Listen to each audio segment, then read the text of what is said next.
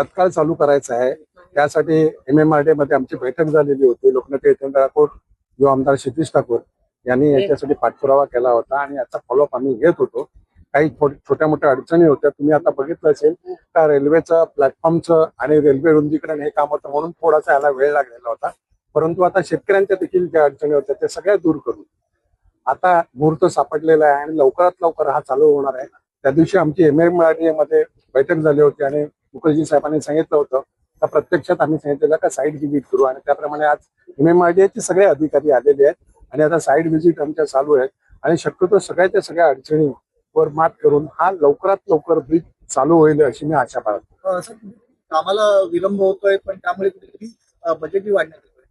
कसं आहे की रेल्वेचं रुंदीकरण चालू होतं इतकी वर्ष आणि त्याच्यामध्ये काही अडचणी होत्या। आता तुम्ही समोर बघितलं असेल इकडे मागेच आपल्या नवीन प्लॅटफॉर्मचं काम चालू आहे आणि त्यामुळे अडचणी काहीतरी होत्या त्या आता दूर झालेल्या आहेत सगळ्या। आणि तुम्हाला माहिती आहे राज्य सरकारची आर्थिक परिस्थिती सगळ्यांना माहिती आहे, त्यामुळे राज्य सरकार देखील थोडंसं मागे पडत होतं।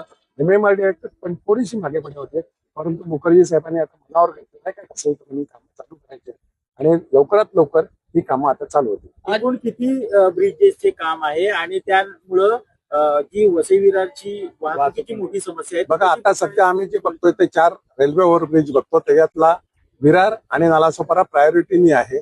त्याच्या पुढचे जे 2 आहेत ते अलकापुरी आणि उमळ्याचा जो आहे त्याच्यामध्ये थोड्याशा अडचणी आहेत, त्याच्यात देखील मात करण्याचा प्रयत्न चालू आहे। शेतकऱ्यांशी संपर्क साधलेला आहे।